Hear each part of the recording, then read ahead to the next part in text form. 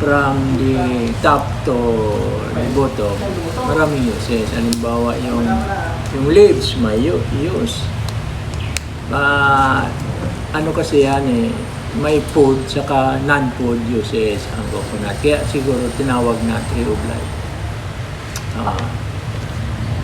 Kasi from the leaves hanggang sa roots, may gamit ng coconut.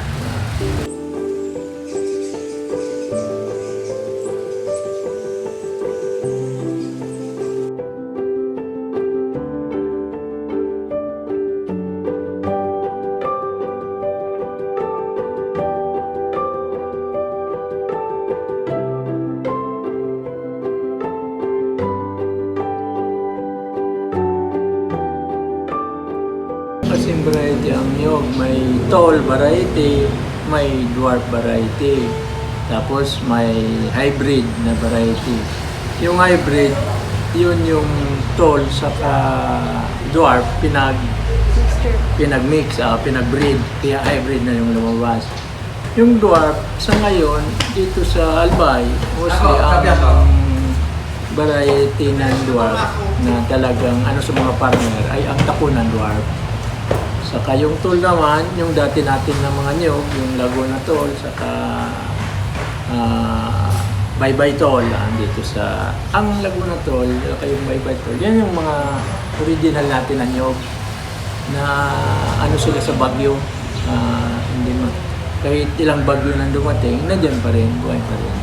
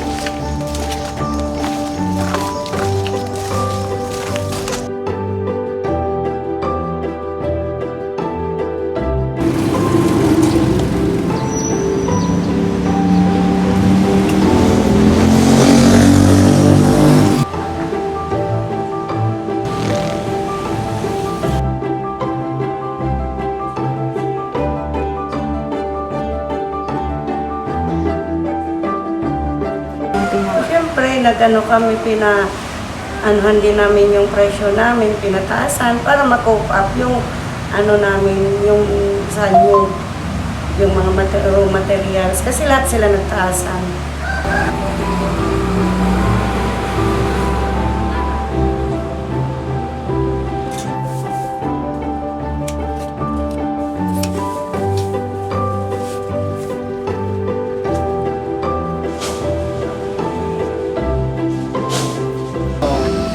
Nag-raise last year 15 per piece. Mura pa dati.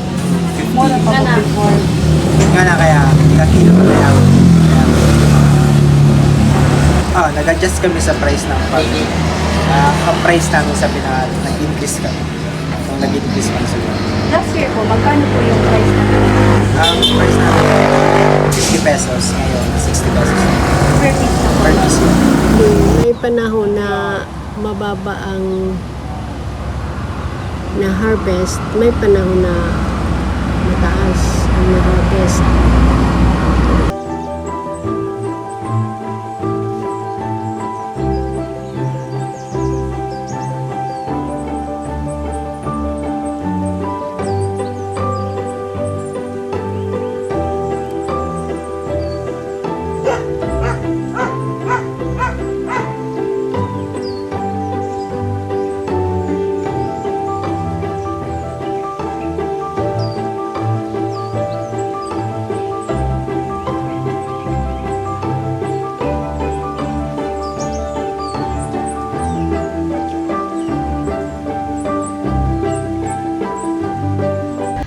Sarong hapon, yung mga alas 8, alas 3, tapos na. Pero ang kadaklan din ng buti, inaabot sila mga 2 aldaw, tulo. Pero ito na tagapanay po, sarong aldaw lang. Mahalo ng kupras nga na. 90 na daw yan. 90. Kaya mas kidi, Parang katas man lang. Parang parehas man lang kan na buti kami din yung mga 1.6.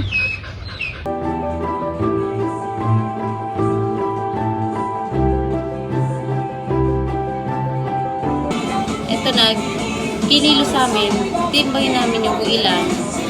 Ano yun na lang namin sa per piece para mabenta rin. Kawawa naman yung bibili. Meron kaming 40, meron 30, may 50. Yung pinaka-XL, 70 pesos.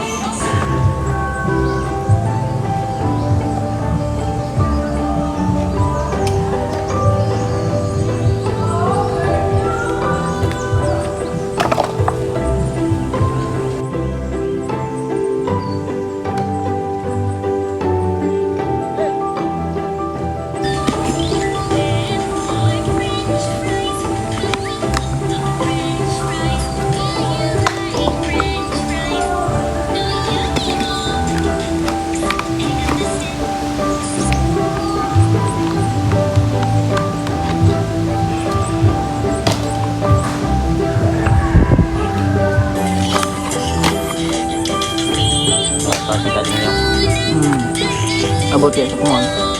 Nuyog. Produkto ng nyug sa Albay.